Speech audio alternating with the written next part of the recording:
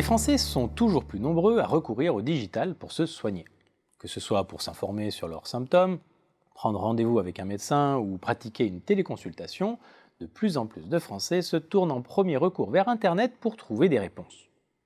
Entre novembre 2016 et septembre 2019, les audiences des portails d'information santé et de prise de rendez-vous ont toutes deux progressé de l'ordre de 50%. Une progression à mettre également au crédit des solides fondamentaux de cet univers sur le plan démographique, technologique et socio-culturel. Les plateformes surfent également sur les carences du système de santé français. Par exemple, en soutenant le développement de la pratique de la téléconsultation en réponse au recul du nombre de généralistes et à la désertification médicale de certaines zones. Internet s'immisce donc comme intermédiaire entre patients et professionnels de santé.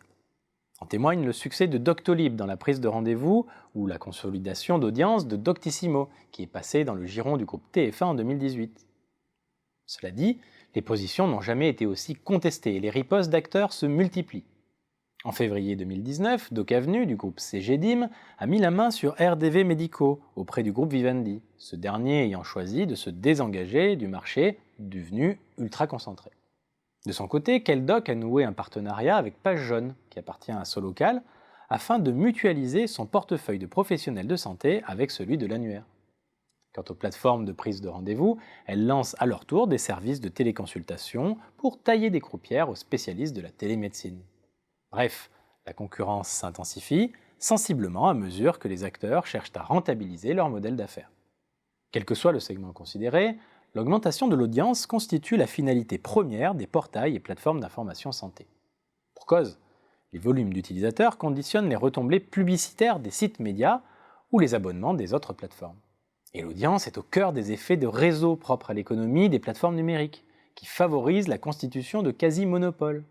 C'est le cas dans la prise de rendez-vous en ligne, où Doctolib s'est forgé une place très confortable suite au rachat de son principal concurrent, Mon Docteur, en 2018. L'un des leviers pour accroître l'audience consiste à optimiser l'expérience utilisateur en ligne. Grâce à l'ergonomie du site, au chatbot, au moteur de recherche, à la diffusion de vidéos, j'en passe. Au-delà du volume d'audience, les portails et plateformes santé redoublent d'efforts pour gagner ou regagner la confiance des patients internautes, aujourd'hui fragilisés par la montée des fake news et des doutes liés à la monétisation des données de santé. On comprend alors que l'émergence de nouveaux supports à forte légitimité, comme l'agrégateur d'informations santé.fr, sponsorisé par l'État, risque de compliquer encore davantage l'équation économique des plateformes santé.